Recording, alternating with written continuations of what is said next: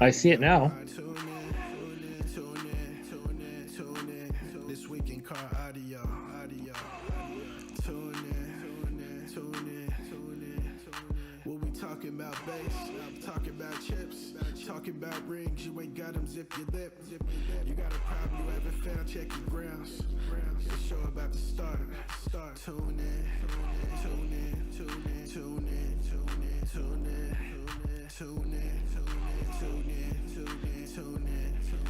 This week in car audio. Yeah. Tune in. This week in car audio.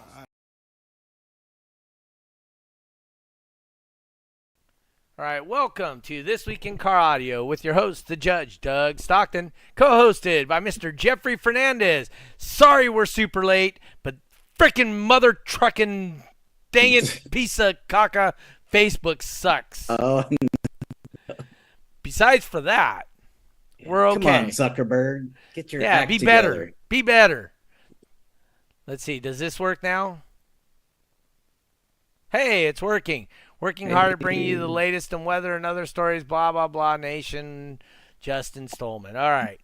So let me see if I can get my YouTube to work. Because now the channel's working. Nice. I haven't been able to show.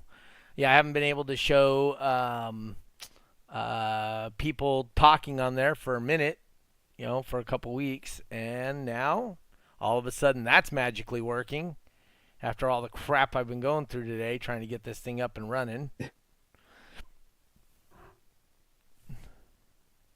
Oh. Maybe I could co-host it. Jeffrey will be the guest. Low system resources. Why do I have low system resources all of a sudden? Let's see if this works, chat. Couple of apps open. No, I don't. I just same ones I always have open. All right. So that's working on YouTube. Nice. And it's not working on Facebook. All right. So much for it working on Facebook. All right. Anyway, Jeffrey, what's good, bud? I see it on Facebook. Well, I see it on Facebook too, but I can't pull. It's not letting me pull it up onto the screen here. It let me pull one message on, and now it doesn't. So, F them. I hate them. Hate them all. All right, Jeffrey, what's good, bud? What are you doing? What you been up to? Nothing much. Doing okay. A little bit under the weather. Been coughing and sneezing and stuff, but just kind of hitting it hard. Taking some Mucinex every 12 hours and starting to feel a little bit better. Drinking some. So I guess Starbucks has this drink. It's called a medicine ball. It's like a couple of teas mixed together, honey and lemon. Seems to do the trick for me for a while. So I just kind of been down in medicine balls all day, but hopefully I'll get better. This past weekend was at the Los Angeles Zoo, which I really haven't been there in ages. My daughter wanted to take her daughter, so my granddaughter, to the zoo. She's only a year. She's probably not going to remember much, but pictures and the memories are what we were going for. So, had a fun time. Spent the day at the zoo. Which one? Los Angeles one? Yeah, Los Angeles Zoo. Which I had to tell my daughter. There's a TV show favorite of mine that I was watching when I was a kid. Three's Company. I'm not sure. I might be aging myself here, but the opening credits to Three's Company had like a couple of scenes from the LA Zoo. Yes, they did. I was kind of looking for them, but I think it's changed throughout the years, and I had to send my daughter the YouTube of the opening credits for Three's Company just so I could show her, but brought me back. Let me see if I can't get rid of some of this stuff here. I'm trying to close out some things and see if I can't help fix it. It says I'm a resource hog right now, and I literally have nothing running, and I got a resource hog. Anyway. Away from the camera. Huh? Move away from the camera. All right, let's see here. So I'm gonna get rid of some of this stuff. Got a couple comments on the Facebook side already. All right, go ahead and answer those or whatever if you can read them. Cause dude, I got all kinds of stuff happening right now. I did a quick test. Yeah. Oh, there we go. That's the one I was looking It's like for. our guest here, Don. Don did it too. I see. Comment Delete. hi.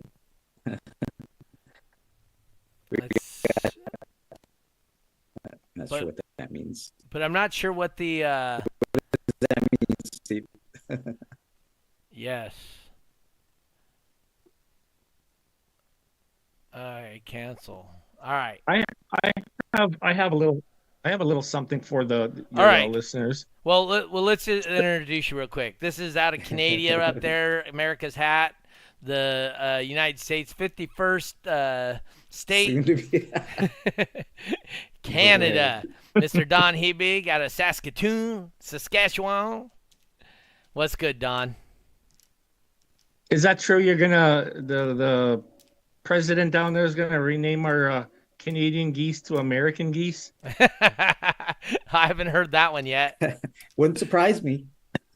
Yeah. All right. So what's up, Don? We got Tristan coming in from Bridgetown, Barbados.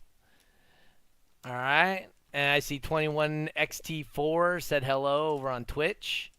Oh, cool. So that was working. Sounds like I got some resources fixed up right now. Oh, I see what's happening. My computer's trying to do an update. Oh, that's the worst. Yes. All right. Well, I only turn it on Mondays, so whatever. All right. Let's see. Steve Willis says, well, at least you guys can. We can something. Get the Stanley Cup back. Oh. Probably directing that comment to Don here. Yes, to them Canucks. Oh, yes. So. Does that mean they're playing for the Stanley Cup right now? Oh, wasn't there was just a hockey game that I think the Americans lost. So anyway, yeah, the Canadians aren't even good at hockey anymore. And then I guess they said something to Trudeau, like Trump said something like, "Well, if you want to watch some hockey, at least you can come watch it at my house, since we're the ones in it." Yeah. So he said something like that. Anyway, so Don gives me a text in the middle of one of our shows. I don't know, back in December, September, whatever, long time ago. Says, hey, everybody's building boxes wrong. So I said, well, why don't you come and tell them about it? And he goes, no problem, I will. And since then, this is the first date he's had available. Yeah. And wow. I actually go back to work tomorrow, so we're just under the wire here. Oh, okay.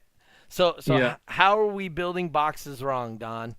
Well, first of all, I want to get your guys that are watching. I want them to comment on as many things that are part of the enclosure or influence your sound, your SPL, and your overall sound. Yeah. So So what he's trying to get at, so you guys don't mistake it, what makes your vehicle loud, and what can help make it louder? What influences the sound waves throughout the vehicle? Like power, batteries, subwoofer size. So that's what he's kind of asking for. So what are your guys' thoughts on what it is that makes it loud, right? Is that a good, accurate representation, Don? kind of. Okay. Let's stick with the top 5 things then that influence, the efficiency, the note, what you're going to be playing. If they can comment on the chat, I can Ebox see it says your here. port. He's that's a on good start. Twitch. So tuning one of Okay. the box. Yep. That's all we got so far. Nobody else. Steve Willis should be answering these questions. He knows what's up.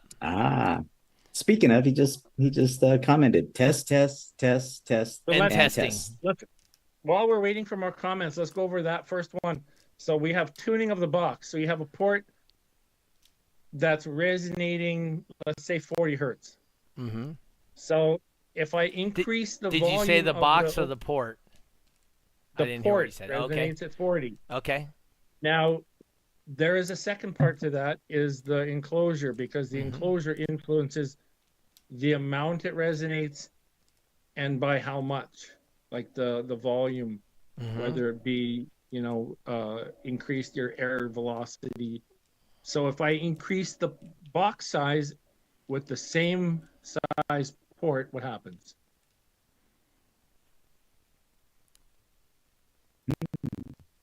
So, Well, I mean, Anyone? the port won't be as long in a bigger box, right? I'm saying if I increase just the area. box volume, keeping the same port, what happens? You would lower the frequency of the resonance of the port. Okay, now why does that happen? The mass of air in the port didn't change. That's correct. Because it's the air behind the port. It's the relationship with the phase of the enclosure to the port. That's the main aspect, is when it's resonating at a certain frequency, you increase or decrease the volume, it changes your phase, your tuning, and usually if you go, almost always, if you go in a bigger box, same port, it's going to drop the tuning. Now that generally causes you to lose SPL. Because you have a smaller port? Yeah, tuning goes way down. Wally got it. Steve. Yeah, Wally's got it. Steve's posted something. Oh, yeah, lower tuning. What is... Ebox says you need to write a book, please. What is another aspect that will adjust your tuning? Box size, port tuning. I saw resonance of vehicle on YouTube. Resonance of vehicle. That we'll get to that. That's one. That's number 4. All right. So you have your port area. The volume. There you go. Woody says port size and length. Yeah. Port size and length. So the relationship there is when you're going with a larger port, you're increasing the effective displacement of your overall tuning at tuning, you're going to be in phase with the woofer. So the woofer is going to move less, port's going to resonate more. At tuning, it's more efficient. So a lot of those SPL builds, they're right at or very near tuning when they peak out. So, when you have it to a needle point response and only one note plays, you go off of that, by a few hertz, and it just tanks. Let's see, port rear air velocity. Let's see, port size and length. Sub displacement. What else did I see? Sub FS. Sub FS. There's one other thing with the port and how it couples the listening area with the enclosure. How efficient is that transfer of energy from the back of the box through that resonation area to the front? Are we losing through heat and turbulence, or are we actually moving to an efficient spread where there's less turbulence? So things, I've seen there was a debate on Facebook where there was people arguing that square ports can be just as loud as like an arrow port. That's All somebody things who's being never tested. all things being exactly equal, there will always be a gain on the arrow port. Yep. That's For somebody who never that reason tested. alone. Yeah, and actually, there's some ports going to be sent to me. So in the next little while, maybe before summer, you should see me testing out some of the new ports. I think they're built in Canada here.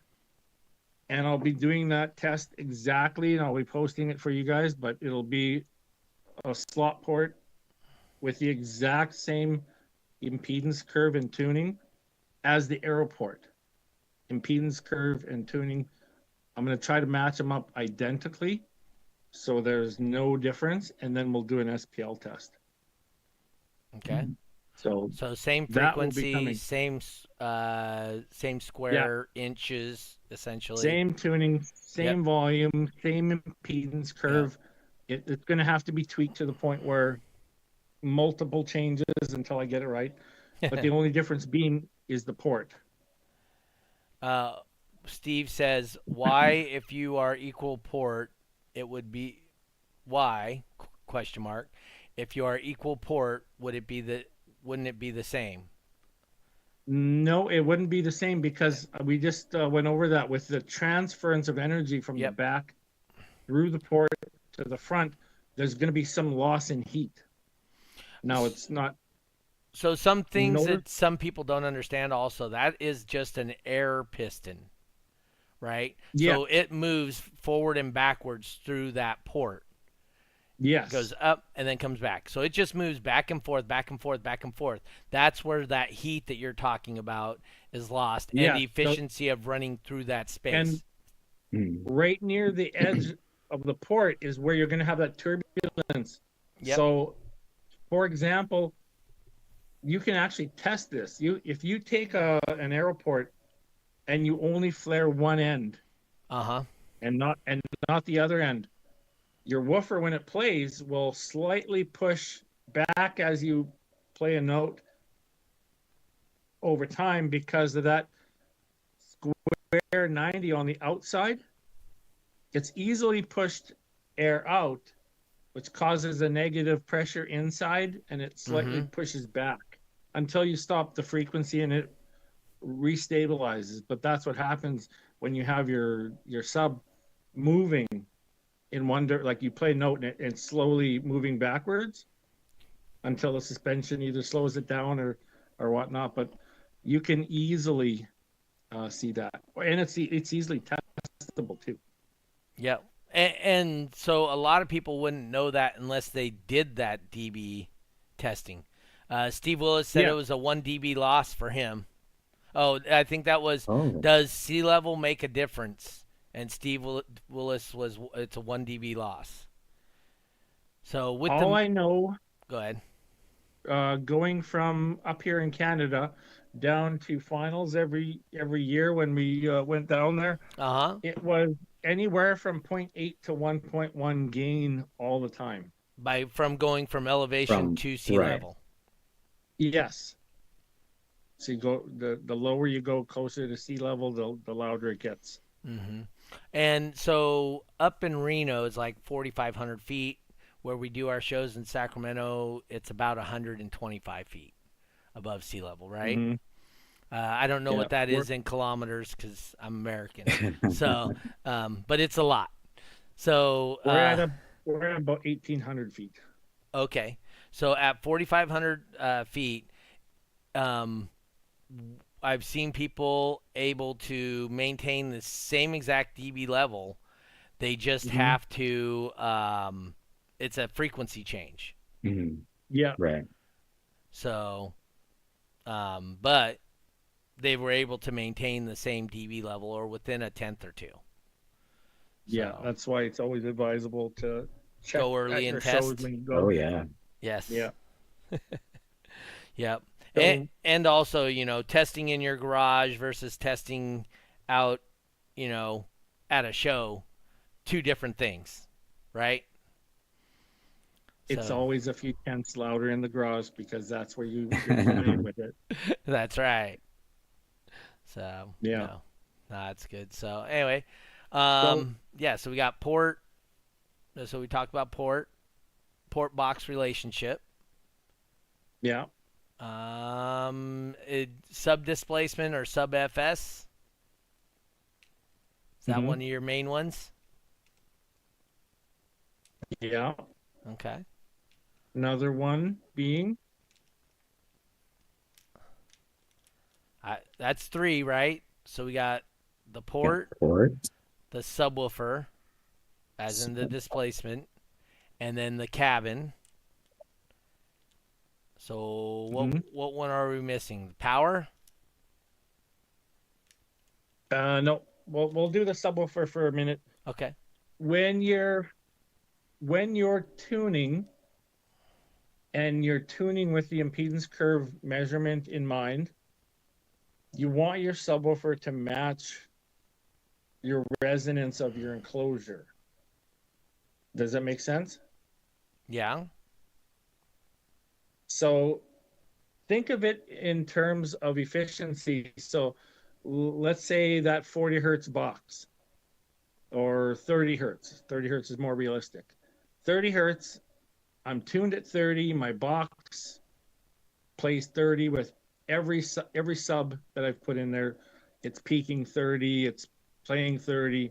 But when you do an impedance curve, the secondary peak on the impedance curve is always higher than there's two peaks in a ported box. Right. Enclosure, subwoofer.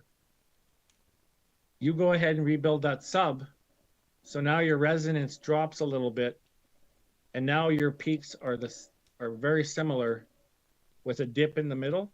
Mm-hmm.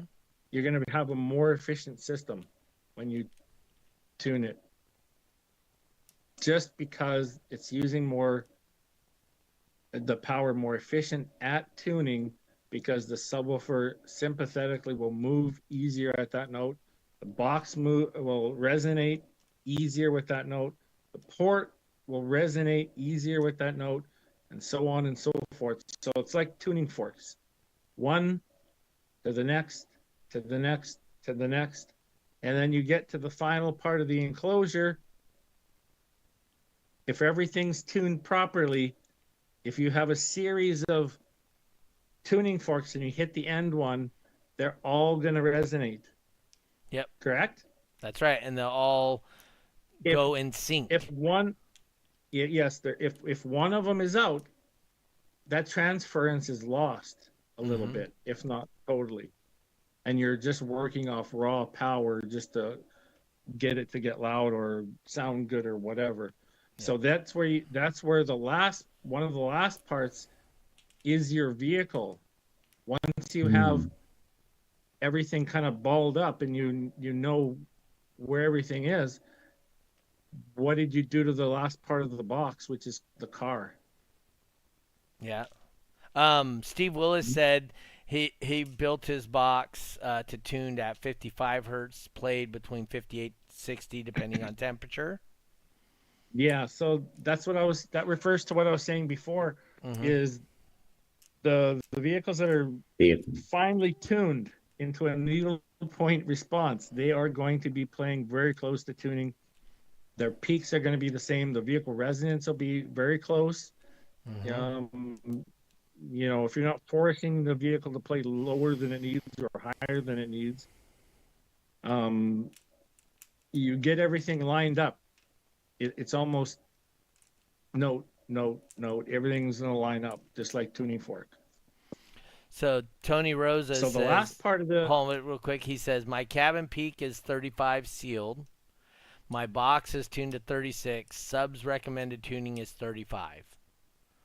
That's what Tony says. So I would say to Tony, now run that vehicle on an impedance curve and see if he could benefit from either a box tuning or a sub rebuild.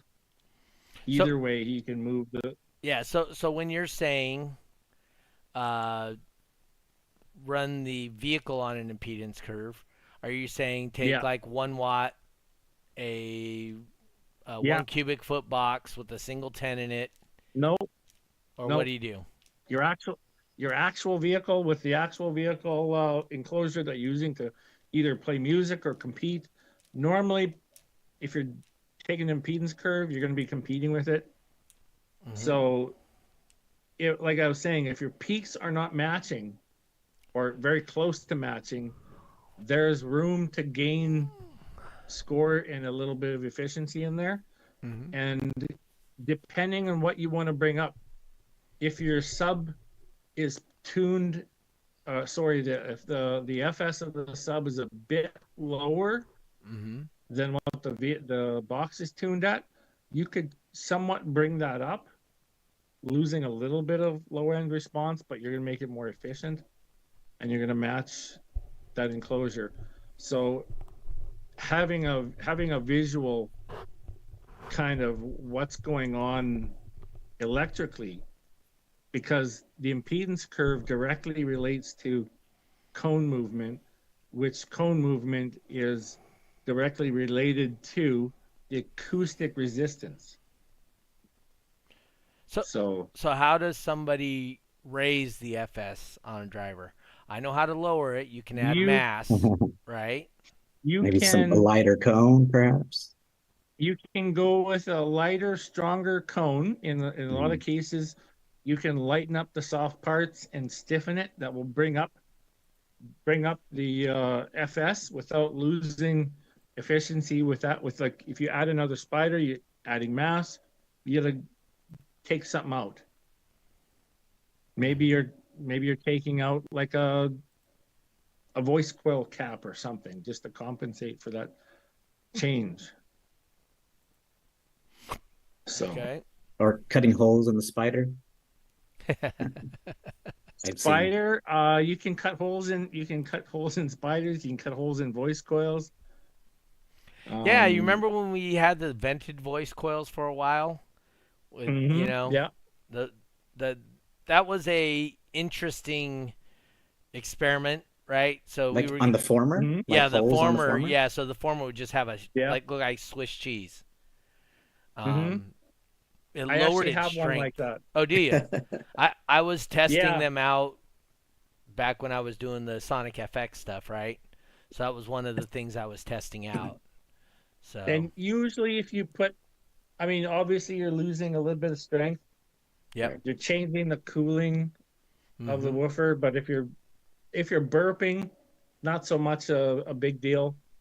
But generally, you can gain 0.1 to 0.2 with coil vents, like former holes in the former. Yeah, are you talking about the ones just at the bottom and top? Yeah, you can have ones under the spider, and then if you have that gap there, sometimes you can gap in there too. Okay.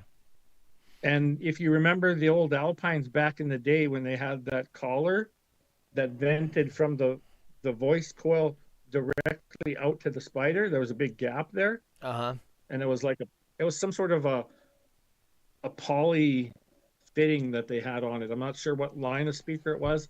I reconed a few that had that, and it was quite a good little innovation they had. Oh. So why do you think it didn't make it over to the SPL market? The weight. Oh. It was a heavy piece. Oh, heavy. Yeah. Okay. So. But basically, the cone went right up to it. Then there was a vent all the way around the coil, which had these little supports going to the coil. There you go. And a lot of times that would either melt or something would happen, but it was very beefy. Steve Willis says that's an old trick with the spiders. Oh yes. Yeah. What somebody posted, Wally said something about a DATS V3, DATS That V3. that's what you can use to pull your impedance curve. Okay. I believe it's Dayton Audio product. I have the V2 here.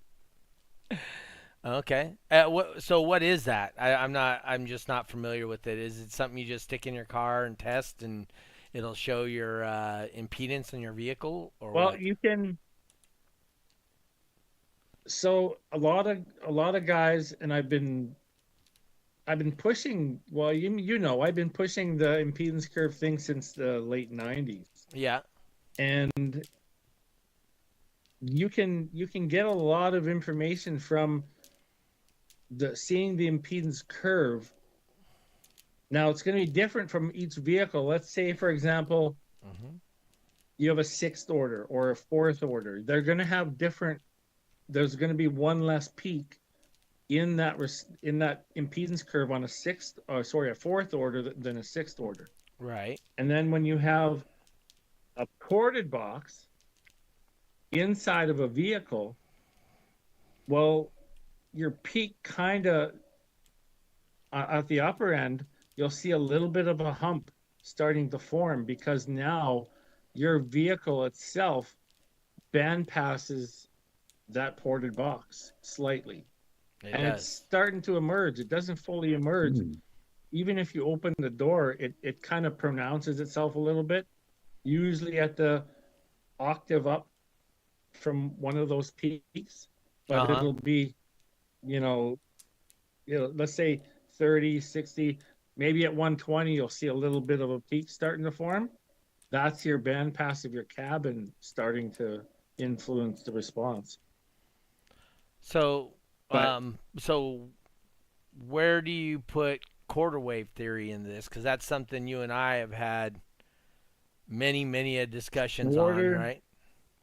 yeah, quarter wave theory works in a way that you have to, if you have one of those things missing in the equation, then it kind of crashes, kind of like the whole tuning fork Right. thing. Let's say you have your quarter wave is, I don't know, 60 hertz or 50 hertz. Mm-hmm. Your box is meant to resonate at 50 hertz, but is the quarter wave the most dominant frequency of those dimensions? Because your vehicle has not just the distance Mm-hmm. from the box to the mic, but it has the floor, the roof, has the door to door. It has its own, and then if it has its compartmentalized areas, like footwells, or in extreme vehicles, you have the port, center console. You have a little compartmentalized area that starts to take on its own resonance, and Mm-hmm. if it's not as influenced by exterior forces other than what's above the airspace, above, say, the console, or in a street vehicle, if you stuff, let's say you were doing a freestyle run, you're allowed to open the door, correct? Yep. Yes, sir. Yeah. Let's say the guy had, or the person, the competitor had all this junk Uh-huh. packed around his feet, and he was able to compartmentalize and cause that void, so the pressure had to go around, and you have this loading effect on this corner. It's gonna, in most cases, it'll benefit when you compartmentalize that area, and you've probably seen that a lot. Yeah. So I tell people all the time if they're louder with their car open, then they have a lot more tuning they can do inside their vehicle Hmm. to Yes, capture that. yes. Because your vehicle, It, like as you've said, is a box in itself, right? And since it's a yeah, box, if you were to tune that box to resonate appropriately with the rest of the system, because in yeah, science you consider the whole thing a system, right? If you can yeah, get the box, which is the vehicle, to resonate, the quarter wave just tells you. So if you figure out the resonance of your vehicle, And every vehicle has its a natural resonance. Now, when Mm-hmm. you add deadener and what that, you might alter the resonance, but Mhm. there is a resonance that vehicle wants. I mean, Jeffrey, your van, no matter what you did, what did it want to play? It was in the 60s, maybe low 60s. Yeah, but it always was within a couple of hertz, right? Right. Right. So a Tahoe, you're always gonna want to play in the low 50s, right? Yeah, it's like 47. Right. And so when you go outside of those natural things, then that's when you got to add two 20,000 watt amps to get loud because you're a gorilla trying to push and force these resonances to work within the vehicle. At that point, when you start dumping a lot of power and you're reaching some limit, whether it be the box, the cabin, or you're just downright creating more cancellation because of the vehicle resonance. If the vehicle's flexing out of phase Yep. with the cabin, you're not going to see it at lower power. You may see it at higher power because the more the vehicle starts to flex, it's going to go out of phase in a lot of times than what you're playing at low power, because low power, the panel may be strong enough to resist that flex, but different power levels are going to introduce different body resonances. And the best thing I could explain it is this: if your vehicle basically is made of this, right? In Yeah. Would you build a box out of this metal? Obviously not. Well, why do we put box? Why do we and a lot of other people's put sub boxes in vehicles when this is part of the enclosure? Right. So That's what led to the steel cage around the box and that kind of thing. Because you can reinforce the back end of the vehicle. Now you have a lot less surface area that you got to worry about flexing, right? yeah, which leads me to I believe this is Deadner. Uh, this is the B2 brand of Deadner, but it's Deadner. Now, Okay. same panel. Look at Yeah. way different. Okay. Yep. So it's stronger, more rigid, and it's gonna take a lot more power to move the deadened piece, Mm-hmm. which is what, when I came on here, we had that whole discussion. Let's see less power in vehicles before more power. But at the same time, let's see the vehicles deadened to the point where they are solid, or as solid as your enclosure you put in it. Yeah. Steve Willis says you build per class. Door open, door closed is like 7 dB difference for me and about 2K less power. We're allowed up to 2 inches of deadening in areas. Is that what the new rule was, Jeffrey? But Do you remember? unless they change, did you change it? I think you're recalling that, right. There is a 2-inch rule. I know there was in a specific class, Yeah. like I think it was OG 10K might have been. So, But yeah. essentially, so I guess so. What you're saying is if there's a restriction on the amount of deadener, then you would have Depending to on, compensate in other areas. yeah, so I'm just saying there's no reason why you should have a vehicle that's undeadened, a serious competition vehicle, undeadened, and you're dumping loads of power in it, fighting that cancellation, fighting that loss, fighting that leaking air. The number one thing you should do is get to that deadening first, because your vehicle is essentially part of like the enclosure. And if you think of it in a way where you would be crazy to build your box out of tin, a sheet metal tin. Right. So Steve Willis says Samurai is different with deadener. I know of one with 2 inches of deadener that is only slightly louder than mine with two 80 mils layers. And so I know with CRXs, because the yeah, resonant of the panels, in a lot of them, it didn't make sense to deaden them because then you lose the if coupling you effect, right?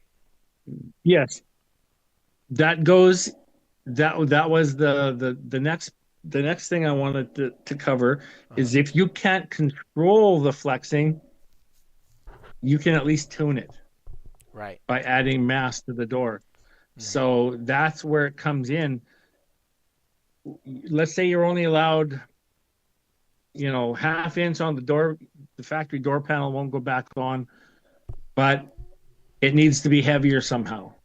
The door needs to be heavier. So you line the outside skin, you line the inside skin. You tune as you're adding deadener, you're testing it the whole way. Yeah. And and you should be testing kind of at the power you're intending to compete with, at least the loudest safe power that you can compete with. Okay. Eric says And his then box is made out of 2x4s. As opposed to tin. Yeah. Well, material is important as well. I mean, it is. 2x4s isn't bad. It just has a different energy absorption Resonance. rate Yep. than say concrete or steel or even this stuff here. I'll grab my hammer again. This just came out a couple of years ago, Is it quadwood? and you got no. You probably haven't seen this in the States yet, but this is the 26-pound density foam. Okay. Now you've probably seen the 16-pound foam, the Uh-huh. 16-pound density. Okay. So the US composite site sells the 16-pound density. This one here is literally concrete. Huh. This one here is going to be a game changer when everyone starts using it. It's a two-part foam, but it makes vehicles as if they're solid steel. Like literally, it's crazy. Huh. That'd be Wow. interesting. So you would use that to That's fill some voids and like in the doors, you fill voids dash? with it. Yeah, you fill voids. You fill whatever wherever you normally use your spray can foam or the U.S. composites foam. Wherever you can get that, you can put this.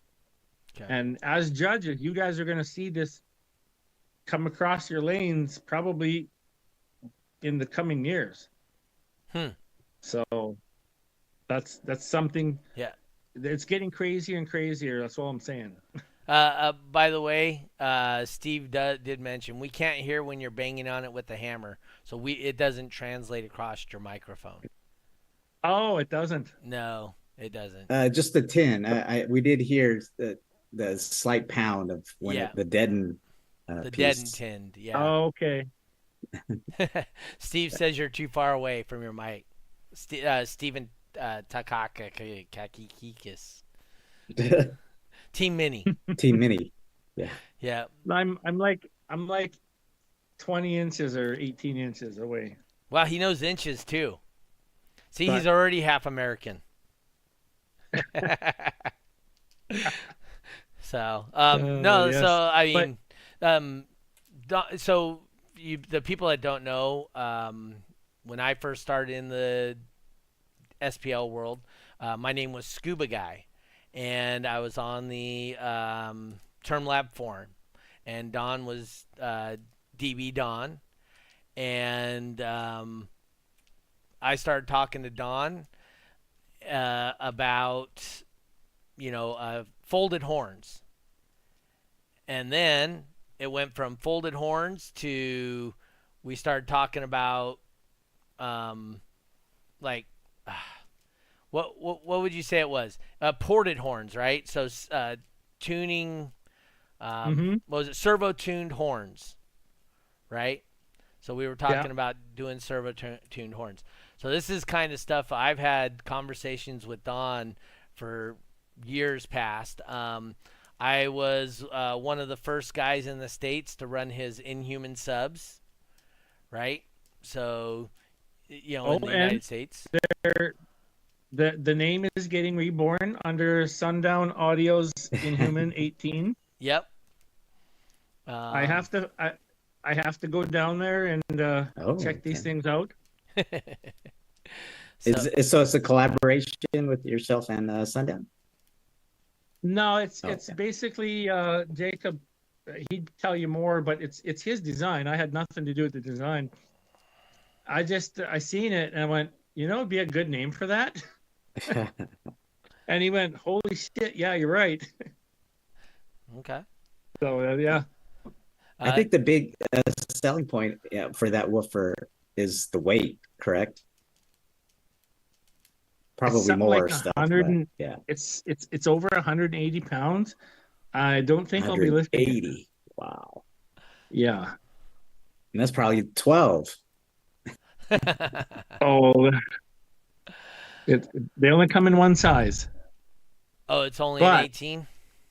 yeah, just an 18, just. So anyway, back to the enclosures. Mm-hmm. So we have the port, enclosure volume, Uh-huh. subwoofer, airspace, right? Uh-huh. And what happens when you seal the cabin? Can anyone in the comments tell me what happens when you seal the cabin? Yeah. So just so you know, we're on about a 20-second delay. So yeah. So when we ask questions, we gotta give them a couple seconds. But yeah. So you're talking about if you were able to do a perfect seal all the way around the doors. Yep. So Steve Willis says pressure. Justin Stolman says you choke it. Justin, if you were listening earlier, we were talking about that if you are choking it out and you're losing dBs with your door closed, then that means you got so much room to tune your vehicle to get that back. Because once you seal it, Well, you should be able to maximize pressure. Steven I'll Takakis says the box changes. So go ahead. not well. It in a way it does. It actually what happens is it's a term called refraction, Mm-hmm. where when you slam your doors, you have those two vents that are somewhere in the vehicle, and they're letting out pressure. Correct? Yeah, like the Okay. trunk. Yeah, there's those vents. Hypothetically, most vehicles, not all, but most, will gain when you seal them. The reason this is because the woofer, the wave going into the cabin at a perfect transference of tuning into the cabin, which is also a perfect tuning that ideally should match the rest of the three items. If that air is getting pushed out those vents, now we have a loss of energy out the vehicle in the form of pressure, not flexing or acoustic. That's even more loss.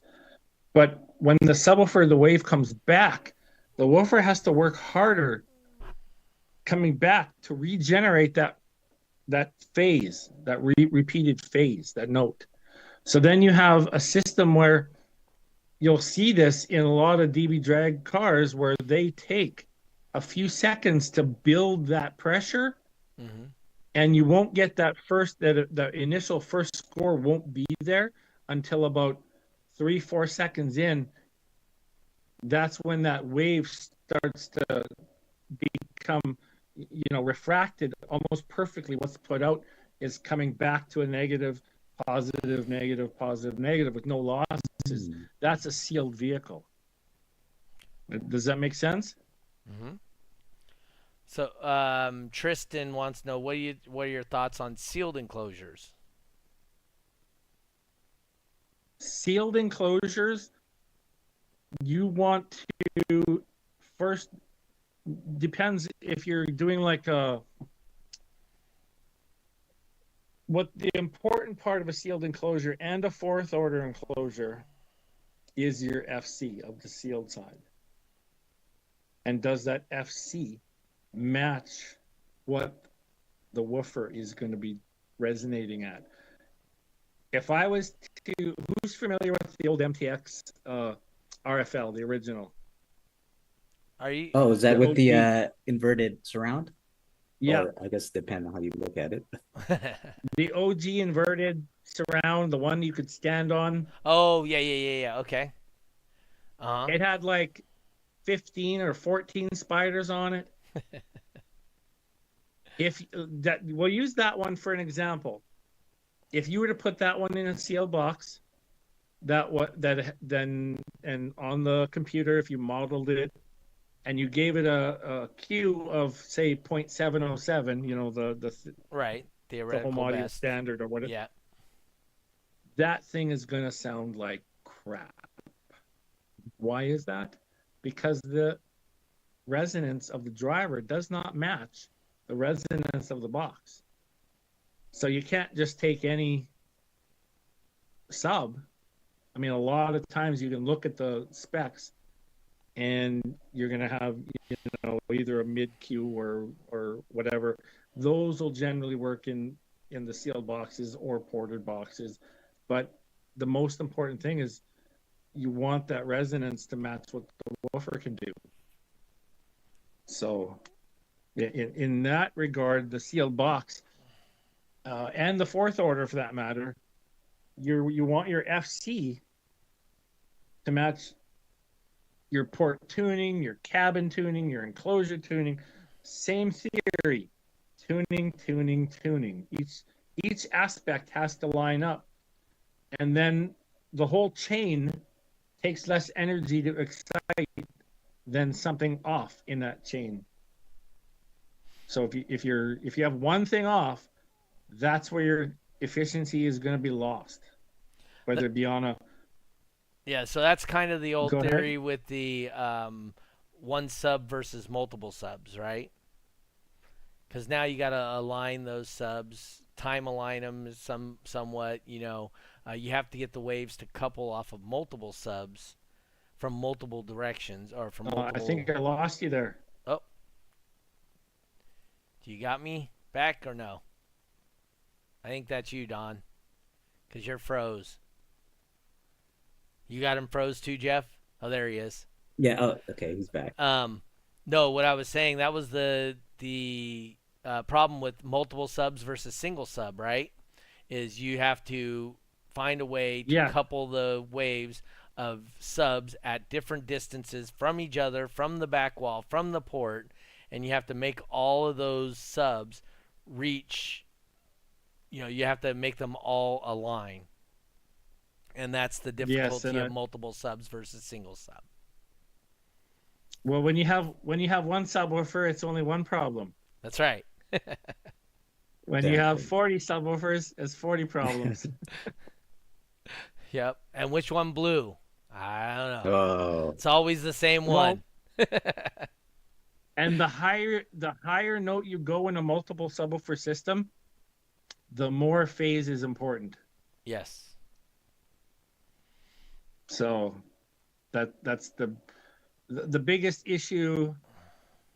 And I mean, we don't really get into that because the notes we use are quite low. Yeah. Compared to, you know, we're not playing 140, 150 hertz anymore, but that was way before most people. Flash dance, baby. Today. Come on. What? Yeah, a lot of people that compete today don't know the buzz sound, hey? That's right. Steve Willis says Gates's Bronco must have been a nightmare. Actually, I actually got the help when that thing first came out in primer, and the Gates crew, they stayed out late, and I believe it was Dennis was out there working on the time alignment, and at that time I had I was not really into the whole time alignment thing. Uh-huh. And then after helping him do the time alignment on the passenger side woofers and gaining, I think it was about a dB and a half we gained from time aligning them all. That for me cemented in there that is important. Like it's very important, especially at that frequency that they had at the time. Yeah. Which was I probably something believe, high, right? yeah, it was at one point it was 114 hertz. Is that what you're referencing, the buzzing sound it would make? Yeah, Yeah. yeah. Is that Flash Dance? Is that where that plays around? Is that just ends up being like That the I don't know. peak? We were using notes at that point. Oh, okay. Hmm. Yeah. Yeah, for people that don't know, when stereo competition used to be, if you wanted to go for a legal record, you had to play the song Flashdance. So, um, that's where we started at with this stupid car audio thing we do. You know? Yeah. And I remember people um at finals, what was it, 90, 95, 96, IASCA? People would go in there and they would set their dials and band pass the peak note Yep. that they wanted. Yeah, Yeah. Now they can just plug in a DSP. yes, I know. I had that conversation. I had that conversation about DSPs a few months back with another person, and I went, you know how easy it is? Like every system, every serious system should have a DSP. Not necessarily the DB drag guys, because they're playing one note, and that's not a big deal. But you have those demo builds, you have the musical Bass builds, you have race, the the top dog guys. base race, yeah, top dog guys. Every one of those vehicles should come with a DSP. There's absolutely no reason they shouldn't. So, Team Mini says he loves his DSP. Joel wants to know which format used Flashdance. Wasn't that T.W.I.C.A? T.W.I.C.A and IASCA, Hmm. wherever they could just they would just crank it, leave it on peak hold. It was the Yeah. the audio control unit, and they would just leave it on peak hold, and that's what they would do. Do you still have one of those So- audio control units? I do not. That one, I believe I gave it away. Me too. I had the RTA Junior. Oh. I think we lost him. I don't know if you remember, Don, but I used to have the RTA Junior with the 4 mic What? setup. 4 mics. Yeah. Do you remember that one? Yeah. Yeah, so I had the RTA Junior with the 4 mic setup because that's what they used to use to tune movie theaters. So they would put the 4 mics in 4 locations, and then they would try to equalize the sound with the RTA. And that's how come I had the RTA Junior. I happened to run into a really good deal with it. The computer it came with was green screen and running Windows 92 or something. So, no, you know what? I don't even think it had a number. It was just Windows something, but it was a green screen, and but it was very good for what was that called? The when you do the TNS Thiel and Smalls for subwoofers. It actually had a thing where you can plug in a subwoofer, and it would give it 1 watt, and then it would give you the TNS parameters back from it. This was he asked what brand that was. That was the RTA Junior. And I believe that was acoustics, right? No, who did that RTA Junior? What mic was that one? Do you remember, Don? Mm, Audio control. That's what it was. Audio control RTA audio, Junior. Yeah. audio wasn't Linear X. Oh yeah, that's it. Linear X. That's right. Right. So Linear Yeah, that was X. Linear X. Yep. Linear X.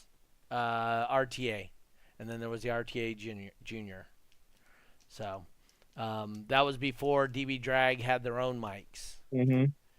Yeah. So, and then as you know, we had the old mics or the stick mics. People were learning how to overdrive the diaphragm in them to make special I scores think I show up. lost you again. Oh no. Oh, we lost you, but you're back here in the back. You're froze, Don. There you go. He's back. Well, I mean, he's got Canadian internet. I'm back. Yeah, you're back. What? He's got that Canadian internet, so. Oh, he's not on the Starlink? He's not on the satellite? Oh, Yeah. we lost him completely. Oh, there he goes. Oh, he's coming back. He's all Chris kinds Farley. of. His Chris Farley's coming back. What's going on? I don't know. But anyway, hey, we have already hit our hour though. I'm surprised. That was pretty. It seemed like it was pretty fast. But I think that's what you're anticipating, though, right? This Yeah. episode to be over an hour. Easy. Yeah. So what else are we missing, Don?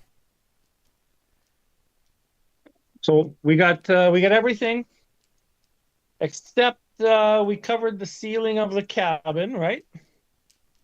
Just That's you don't want it important. to flex the extra metal. Yep. No flexing. You don't build your boxes out of tin. That's right. So that includes your vehicle. Your vehicle is the enclosure. That treat it like an enclosure. That's my 2025 rant is treat your car like the enclosure. So does that mean you put 45s in all your corners? If you deaden your car and you tested 45s with deadener, by all means do it. Joel asked, "Are you going to the Kelowna event, 3X event? KELOWNA. I don't even know where that is. Yeah, I don't know what that is either.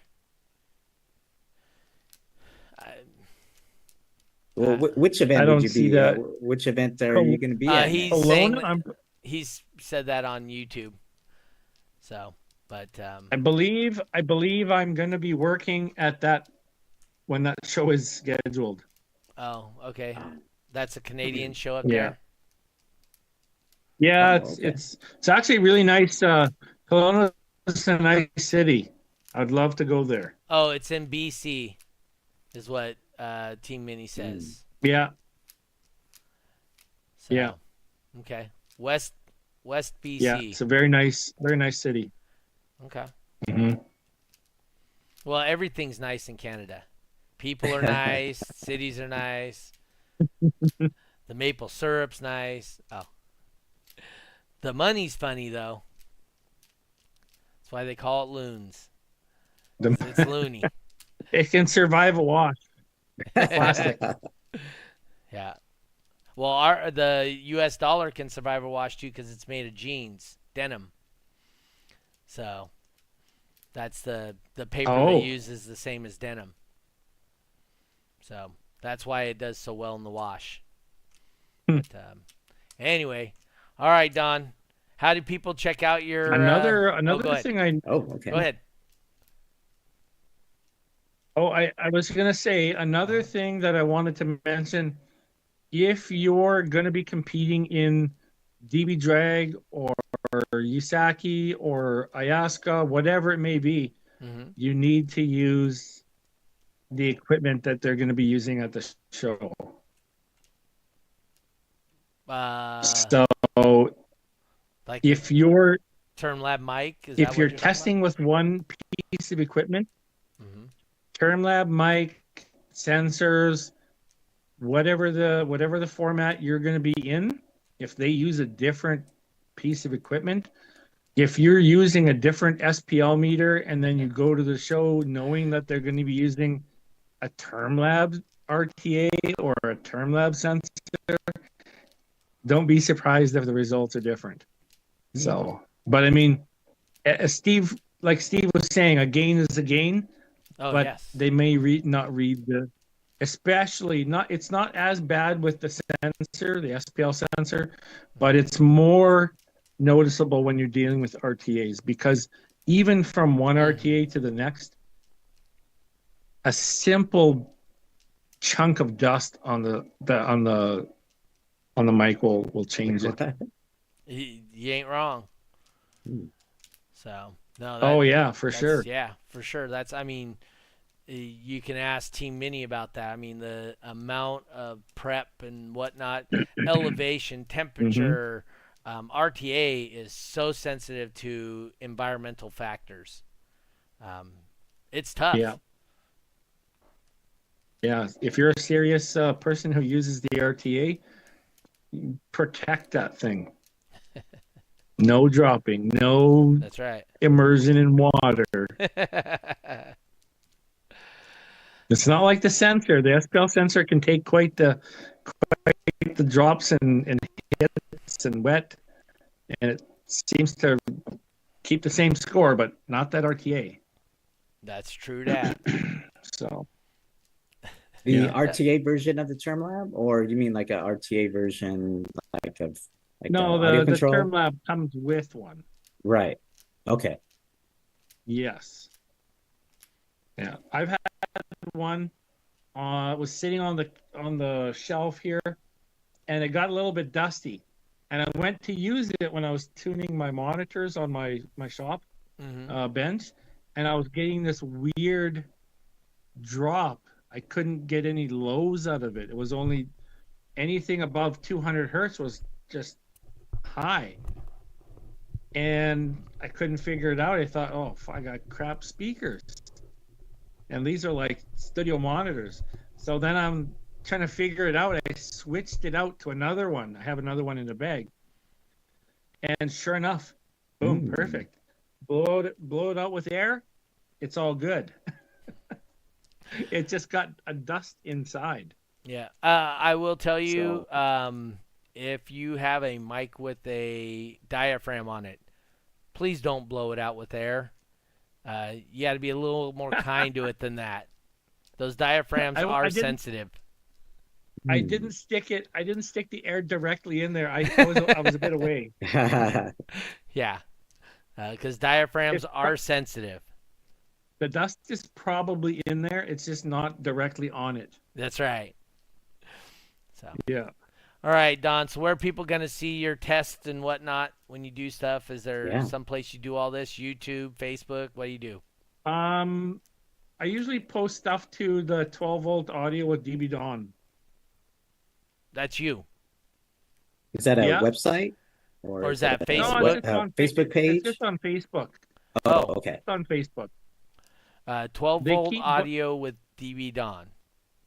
Yeah. Okay. They keep trying to bug me to monetize it, but I'm not really.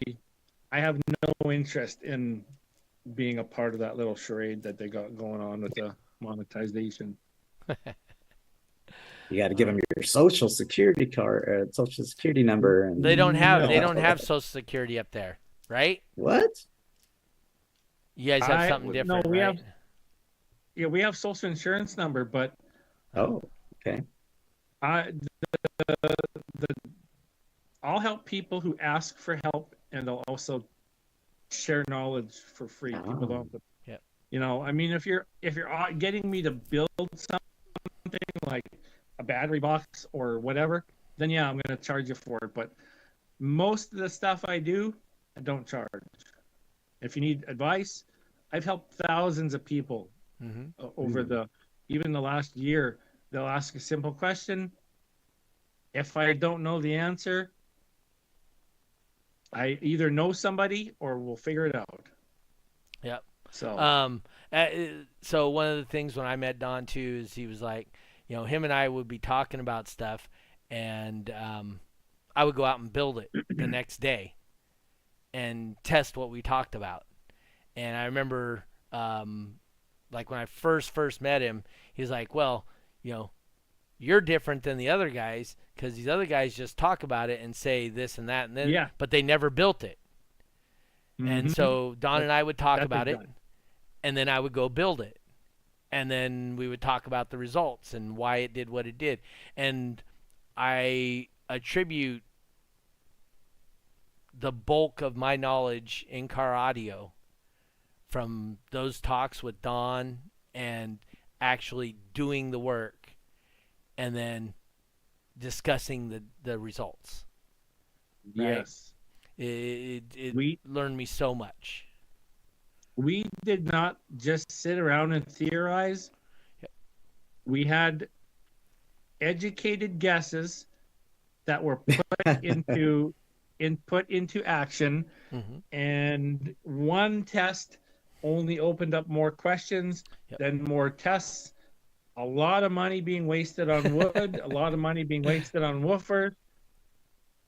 I mean, it's unreal how much. I didn't even want to think about it. Basebox Pro, once you understood what the program was designing you and telling you, and once you learn that, Don and I built so many things. We were just talking about it, and we'd build it in Basebox Pro, and we would come up with exactly. We would be very close in a true SPL outside what we would get inside the vehicle. But the way you got to know the program was because you know what the program is telling you. Yep. You put it into an actual tangible item, saw the results. Did it correspond with what the program told you? Yes or no? What was right? What was wrong? And then eventually, after about the 15th go at it, you can design a box on the program and go, I know exactly what it's going to sound like. I know right, because you have that hands-on experience. Yep. That's why I know that what I've designed for my Trans Am whenever I get that back from the electrician. But what I designed in that, I know it's going to do about a 147 with 2,000 watts on two 10-inch woofers. I already know what it's going to do. Yeah.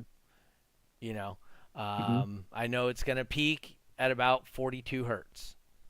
That's just where the car wants to be.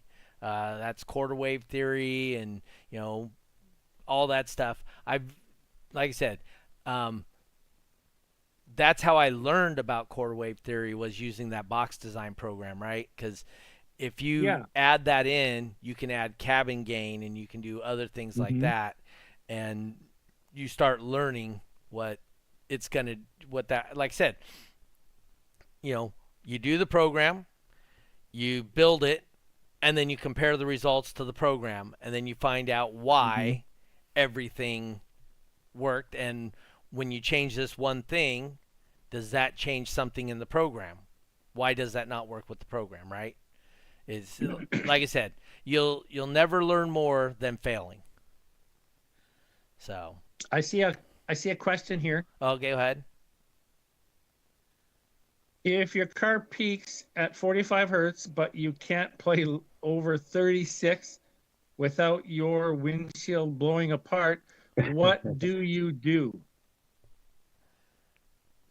You know what you do? You change the resonance of the structure holding the windshield. Yep. That's the idea behind people putting stripper poles in. Right? Because that now stiffens it up and changes the resonance. You can do it with deadener. 9 times out of 10, it's the firewall. Oh, okay. You ain't wrong. Rather than the 9 times out of 10. Okay. The frame itself? Hey, Mr. Minivan guy. How did you play with your firewall at all? Interesting. Did you, Jeffrey? Oh, did I? Yeah. No. Oh, you are missing out. You should ask Andrew McCain about that when him and I. But I never blew out any windshields, but are you talking about like gains in SPL? Absolutely. You can completely tune the vehicle. That firewall is super important for tuning a firewall. The firewall, the vehicle What did we just with the firewall. go over? The vehicle is part of the enclosure. If it moves, it can be tuned.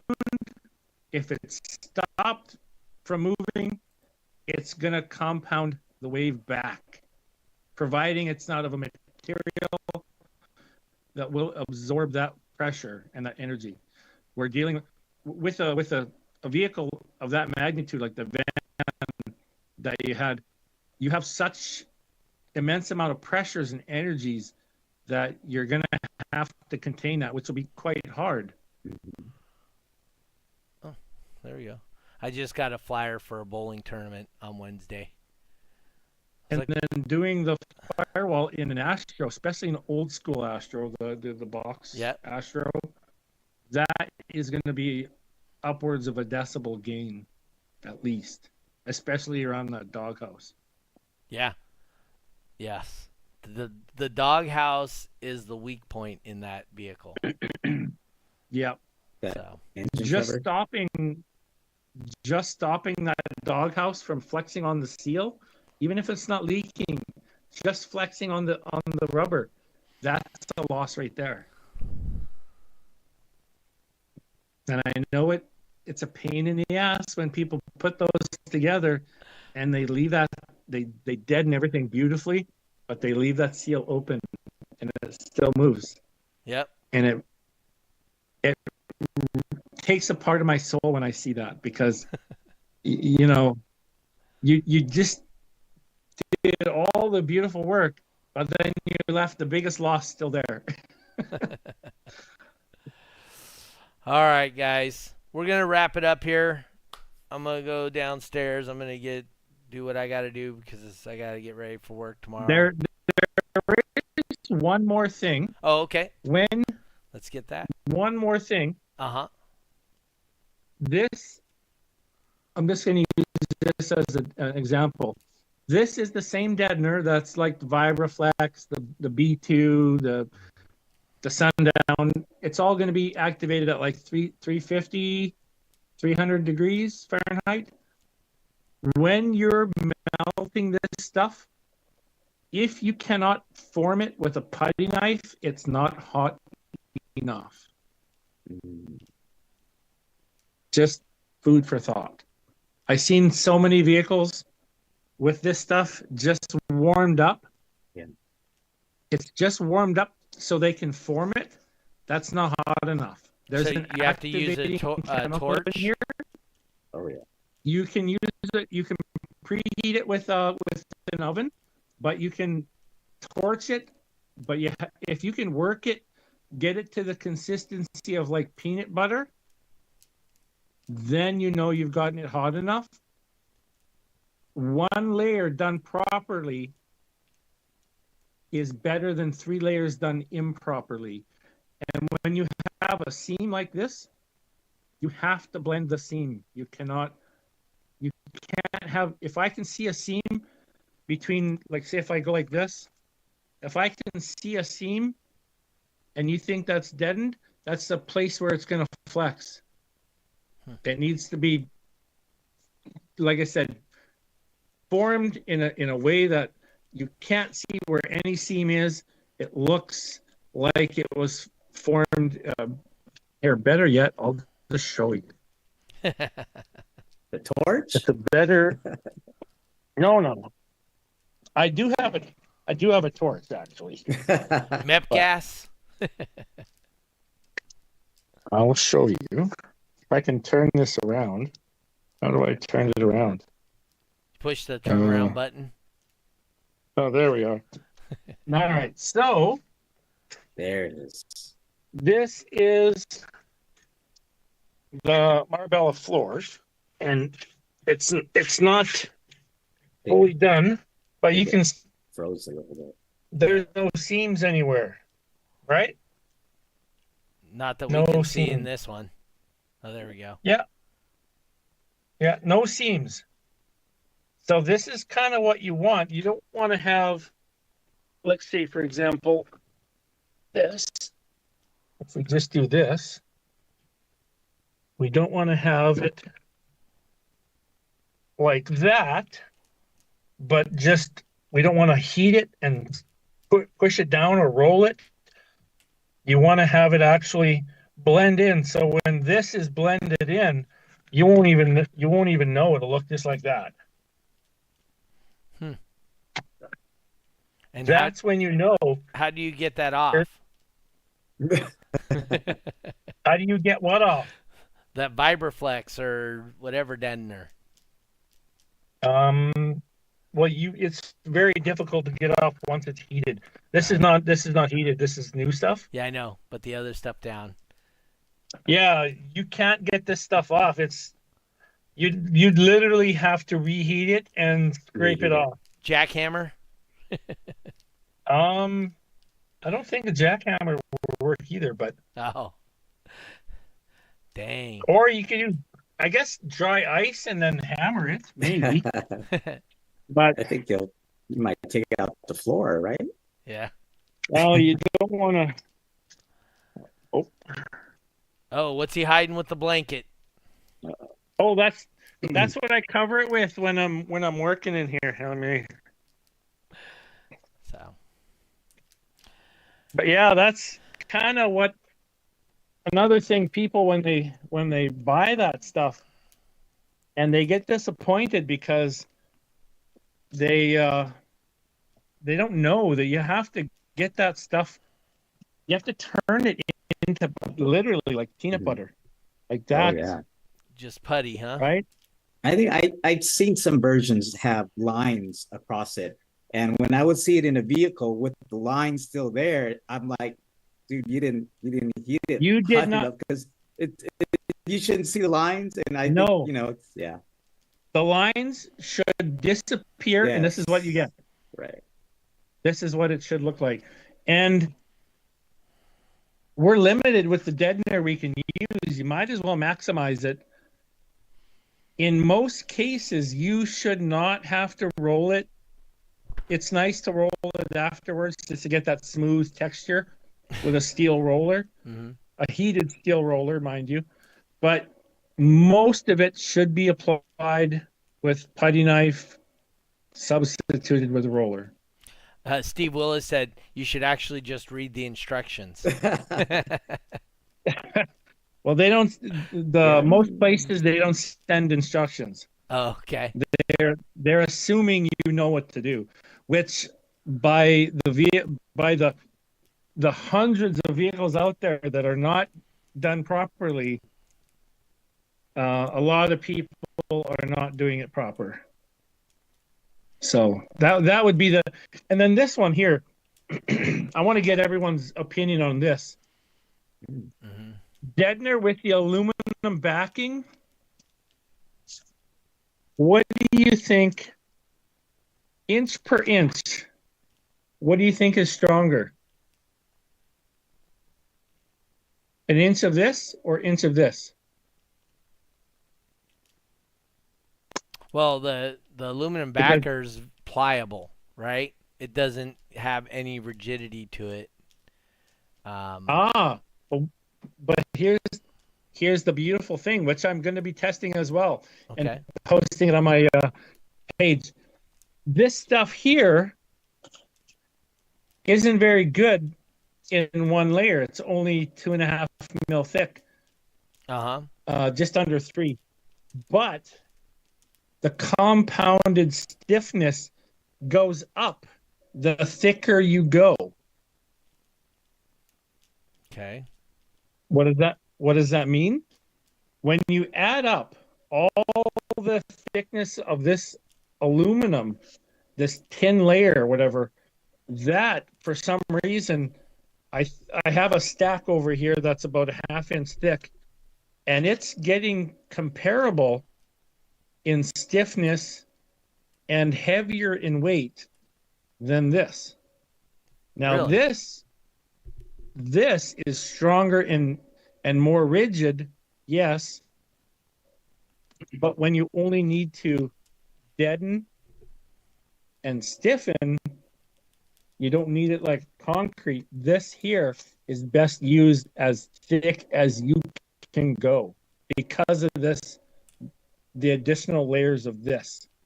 So what are your thoughts? So my Trans Am, what I did was I went 2 layers of the Extreme Dynamat from DC Audio, whatever, they're foil backed, right? Yeah. So I did 2 layers of that, and then on top of that, I spray glued the heat shield deadener that they use for race cars. Yeah. Are you familiar with that stuff? Not so much, but Okay, it's so is it like a Like a foam. so kind of it's like HVAC wrap. It's okay. It's like 3/16 thick, and it's foam foil. Yeah. And anyway, so I did both the DC Audio 2 layers and then 1 layer of that. So that's a heat shield, and so it will reduce up to something like 700 degrees, reduced by over 90% heat transfer through the car. Well, my Trans Am doesn't have AC, and so so I put that in there for heat shield. But then I was thinking, just because it is a different density, right? So it's a much like the whole car, the 90 square feet of it, right? Or 19, yeah, 90 square feet, I think. Of that stuff weighs, I don't know, 8 pounds, say. It's super, super light. But what are your thoughts on doing different density sound deadeners? Does it stiffen it? It does not. If it does stiffen it, it doesn't stiffen it that much. My intention originally was just I put it in there as a heat shield. Yeah, Steve commented only as strong as its weakest point. And that's correct, because if you're mixing deadening and you have a layer of weaker over the stiff, then your foundation's not there. It's the other way around. I put the weaker stuff on the top. Like I said, my intention was more of a heat shield to keep the heat away from me, right, when I'm driving my car, because it, transmission whatnot creates a lot of heat. But I was thinking the multiple different densities will help with more on a sound quality side within the vehicle. You know what I mean? Because the different densities deaden different frequencies. You don't compete with that car. That's correct. Yeah, so then this stuff is fine. Yeah. That's all you really need. This, I would say, if you're competing, this is what you need. Okay. But if you're competing on a budget, then you want to go with you want to reduce your compressing the airspace that you're compressing with the sound system, meaning, you know what, you're going to suck it up and fill it with this. So that stuff's, you said 26 pound? 26 pound density foam. Yep. It is. I've used almost all 2-part foams on the planet, as far as I could find. This stuff here is by far the most insane. So that means it's 26 pounds per square foot? Well, the density. Okay. It's a rigidity factor that they use in foam. Yeah. I would actually, I thought this is one of those things I want to do, but I need time. I want to build a box completely out of this. Okay, quad. A three, yeah. But it would demonstrate to myself, I mean, even if I didn't share it, just morbid curiosity of what what would happen, and it definitely is more dense, like strength wise, than Uh-huh. MDF. Oh, really? So, Yes. so speaking of that, I don't know if you remember this or not, but I had the option to get HDF versus MDF, right? Medium density and high density fiber. Have you ever tested the difference in the two? HDF is harder. Yeah. It's made with a resin instead of like a glue. Right. So it is definitely better, but it's extremely expensive. Yeah, I just remember that this was back when I first met you, 2000, Yeah. 2001-ish. Um, I ran across the deal where Home Depot accidentally got HDF, and so they Mm-hmm. were selling the HDF at the same price as MDF. So, HDF generally comes a little bit darker too, yes. because it's made with a little bit more of the two-part resin, like the epoxy they glue all that crap together with, Uh-huh. and then they compress it harder too. So it's heavier, Oh, it it's was a little so bit much dark. heavier. Yeah. Yes. It almost feels like granite when you're moving the Yeah. sheet. It feels heavy. But Just here's the funny thing. Oh, go ahead. I've actually built boxes with MDF, HDF, Baltic birch, and regular birch. Uh-huh. And the Baltic birch almost always ends up being louder, if by a few tenths to half a dB more than MDF, HDF, and all those other type of materials. Now, the reason why I figure is because of the layers, because Okay. it absorbs less energy than the other ones do. Okay. Yeah, Justin was asking MDF versus birch. So, but you say birch, huh? Birch, 100%. Um, this Marbella vehicle, that I have, Uh-huh. this one here, that one had an MDF box in it, 100% MDF. I built an identical one out of birch, Mhm. no change other than the wood, and it was 0.9 louder. 0.9, a full dB almost? 0.9. Damn. Yep.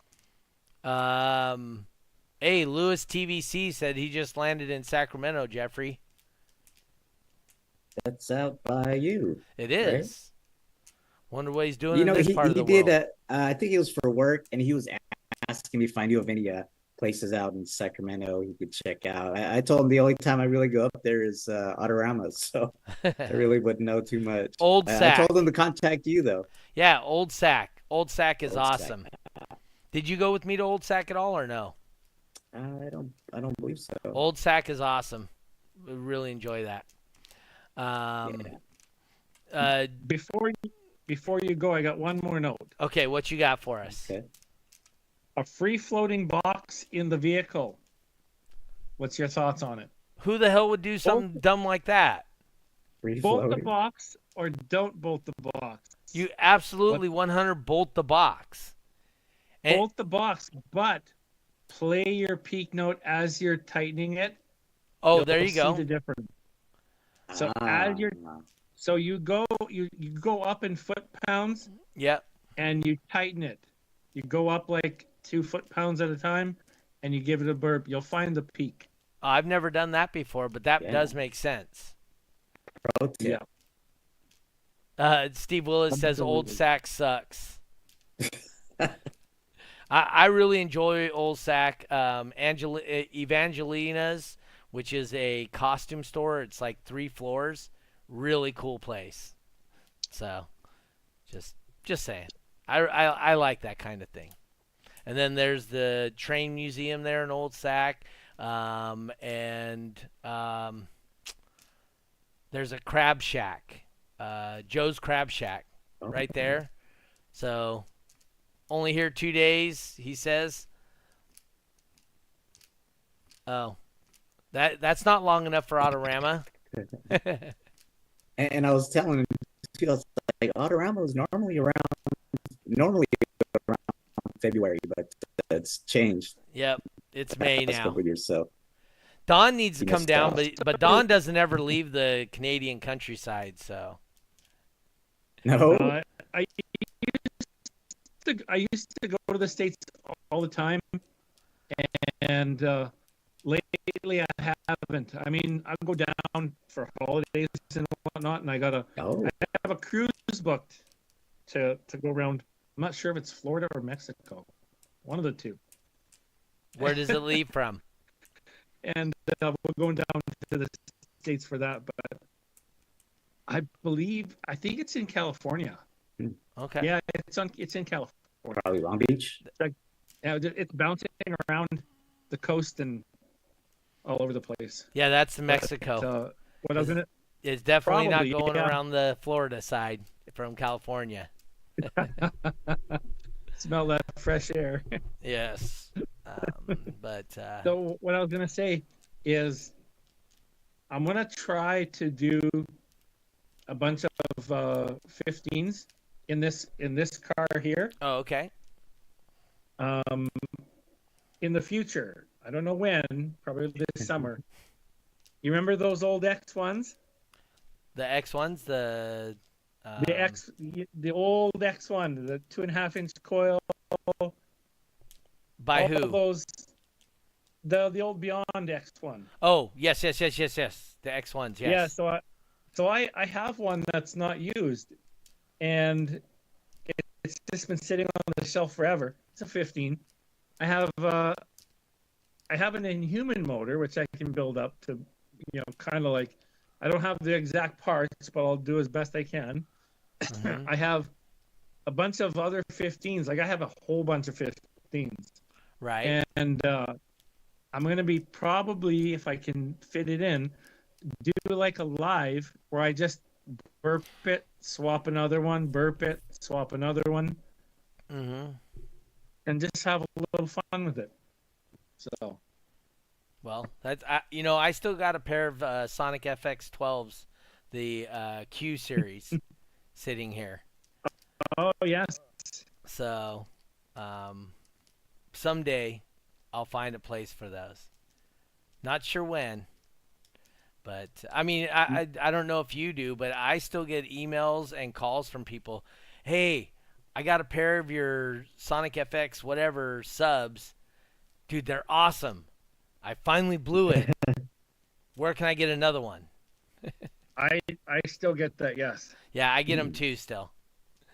So yeah, it happens all the time. yeah. It's like, hey, I got this Beyond 15, and not sure what it's supposed to sound like, but it's not supposed to make this noise. And there's a video attached where it goes click, click, click, click, and then a picture of somebody put liquid nails all the way around the cone, and it's like, that one's been doctored a little bit, I think.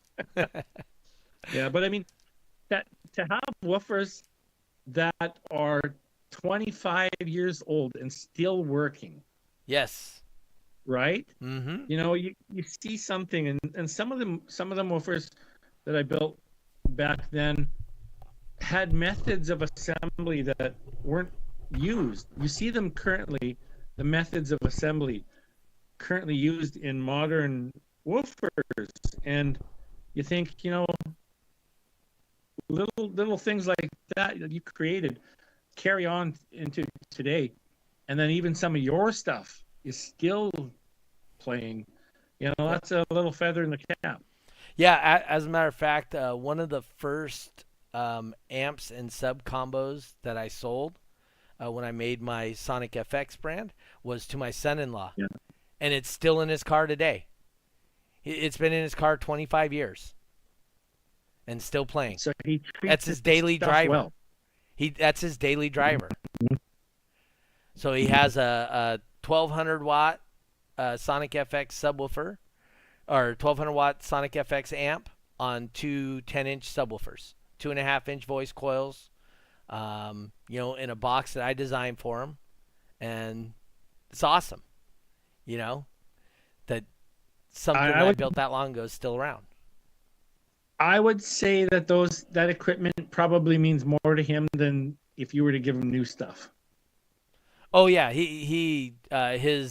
my nephew, his son, was like, "Hey, my dad still has those Sonic FX subwoofers. How can I get some?" Mm-hmm. Yeah. Because that's a part of his, his dad's, as far as he's concerned, he's had those his whole life, So yeah. So why would he want any other speaker than the one his dad's been able to have in his daily driver car his whole life? And he just moves it from car to car to car, So, yeah, that's all pretty cool. That's equipment that's in the family. That's right. But and to be honest with you, I didn't build that any differently than I built any of the other ones. That was just my production line. But as you know, when you're building your own, or your name's on it when it goes out the door, it means something different. The care you take when you put it together, is different. If it's worth doing, it's worth overdoing. Yep. So build it as if you were building it for yourself or someone you cared about. Doesn't matter who the customer is. They get just as good a quality. Yep, I don't disagree. Yeah. All right, Don. We're almost at 2 hours now. You're killing me, dude. And we're just barely scratching the surface. Jeffrey, next time somebody calls and says they want a Crossfire 16K, ask them, did you deaden your vehicle first? Before you think about adding more power, maybe we go with the 8K and we'll load you with a pallet of deadener. Yes. So, no. Because do you want to know what this red car gained with deadener alone? What did it gain? How much? Just over 10 decibels with deadener. Oh shit! Wow. That's including this too. Yeah. So take notes, kids. Yeah. And this car is almost a 53 with 1,000 watts. So it definitely, and then when I first got the vehicle, it was doing a 141 at 2,000 watt. Now we're just about a 57 on 2,000 watt.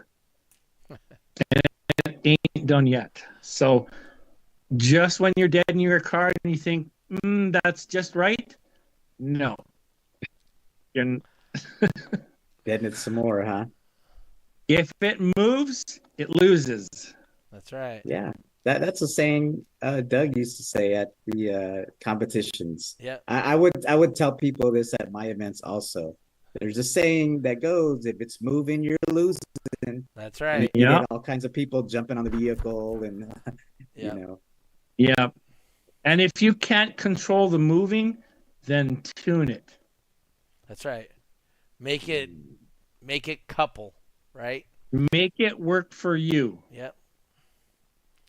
But if you can stop it, as in extreme vehicles do, that's the goal, is to, in extreme, to stop all flexing, because you're taking that out of the equation. You're like, this is too much of a headache. I don't want to deal with flexing. And then you just deal with a smaller equation. That doesn't make extreme easier. It makes it more difficult, because now you're fine-tuning the equation to exclude the vehicle's cabin, but it involves the cabin in different ways. Absorption rates, resonances, things like changing tire pressure will change the SPL of an extreme vehicle. Go figure, right? Tire pressure? Yes.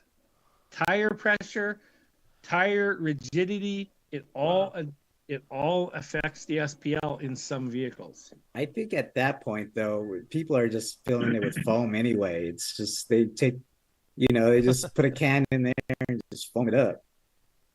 Okay, put the question out there. How many extreme competitors filled their tires with foam and lost or gained? Either way, it's random. Huh. But there's a definite change when you go to a different, when you tune the whole cabin and you're on air tires and you go, oh shit, my tires are not going to handle this. And then you go to foam and your score drops.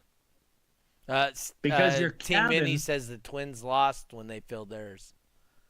With foam? Yeah. Okay. Yes, they lost. Wow. Because they tuned with the air in the tires. They tuned it. They reinforced it. Everything was done with air tires. Yeah. So anything you do. Wow. It almost seems like you would probably be better off just putting it on cinder blocks and testing it. Yeah, but then you're testing it on cinder blocks. You have to have your in-lane competition build, leave the shop, and go to the lanes as is, not change anything. Yeah. So, but anyway, that's all? my spiel for. That's my spiel is treat the vehicle as if it were the enclosure, which it is. Yep, you ain't wrong. So, put down the extra batteries and amps and get deadener, because your score is going to go up more than if you doubled power. It'd be cheaper too. Yes, it will be.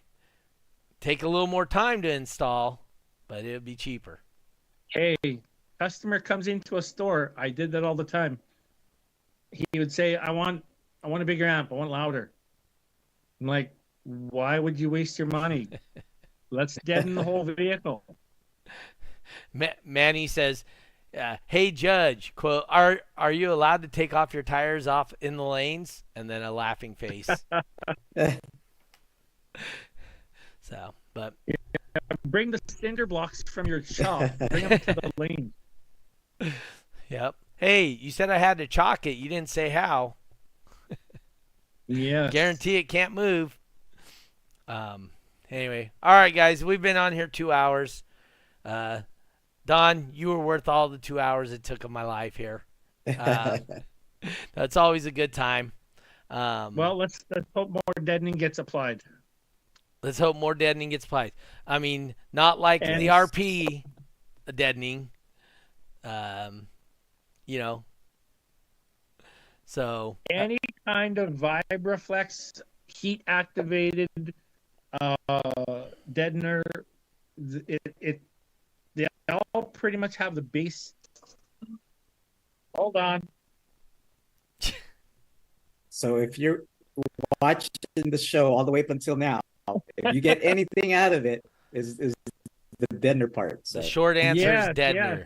Short answer. Well, that, and you got to get the tunings to line up. Yes. If you don't have the tunings lined up, you're just going to have a break in the system and you're losing the efficiency. All right. Fill it, reinforce it if it's allowed, deaden it, and at the same time deadening, you're sealing it so that cabin is completely sealed.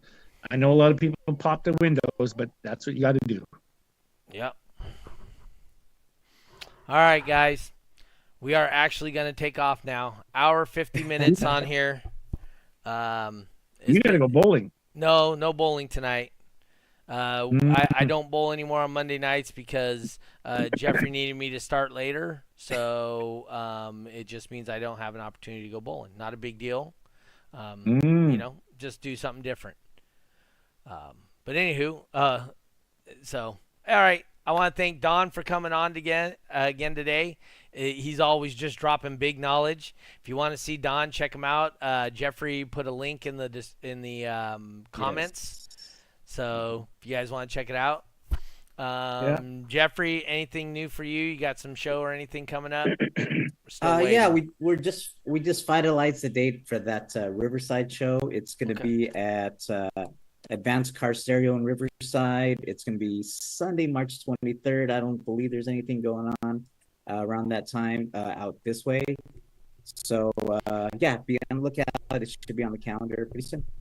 Okay. And for me, heard a rumor something about Autorama. I got a meeting with the Autorama guys tomorrow. So hopefully we get all that nailed off. So Manny says, thanks, Don, for all the tips. Yeah. So, but anyway, I want to thank you guys for tuning in today. Thank you, Don. Great guest. Jeffrey Fernandez, as always, a good dude. Hopefully we're going to be seeing him in some movies soon. He's it's back tough in LA. out here. It is. It's tough out. It's actually tougher than Texas. Texas, I still get casting calls, and I'm like, oh man, I'm not even there anymore. But more than LA, believe it or not. So. Okay. But if anyone needs help with the impedance curve analysis, they can just take an impedance curve, send it to me, and I'll give them a hand with it. Oh, there you go. Yeah. And like I was saying about when I used to go over and do all this stuff with Don, I'd do it, and then over the internet we would talk about it and this and that. That's how come when a car pulls in the lane, I can already tell you what frequency that car needs to play. That's, quarter wave theory. Basically, this car's this long, your box is facing this way, you have this type of box. It's you're gonna be playing in a frequency range of this. A couple of hertz, one way or the other. It's the more you do, the more you learn. Test, tear it out, test again, tear it out, test again. And every time you do that, you're going to learn something new. That's the best way I can say it. And it doesn't hurt to share what you find out with others. Yeah, absolutely. And then they might know something that you don't know, or see a angle of what you did that you didn't see. So, so yeah, more eyes on it, the better it is. Yep. But all right, guys, I want to thank you once again for tuning in. Thanks to everybody for tuning in here. We still have, I don't know, almost, we have a couple people on here still. But I want to thank you guys for tuning in for the whole 2 hours, it looks like, today. Well, I would mention E-Box and Bass, but they've exceeded their time. I just haven't taken them off the list yet. So, but yeah, if you guys are going to come, check us out. Most likely I'll be at Autorama. Jeffrey at Riverside. Don will just, whatever. He's just around. He's at the end of an email or a Facebook post. That's where Don's at. Other than Where? that, at the end of a Facebook post. Who, me? Yeah. Easiest way to find you. Well, just message me if you want. Yeah. But anyway, like I said, I want to thank everybody for being here tonight. It was a long night. Everything worked out really good. I was really happy. If you get an opportunity, please go back and listen to this again. Like, subscribe, share, all that crap.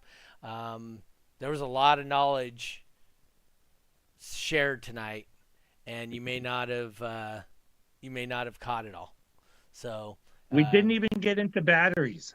I know we didn't even touch batteries. And Don's testing batteries right now as we speak. He's got a bunch of different lithium setups, different compressions on them, all kinds of stuff he was kind of sharing with us before the show.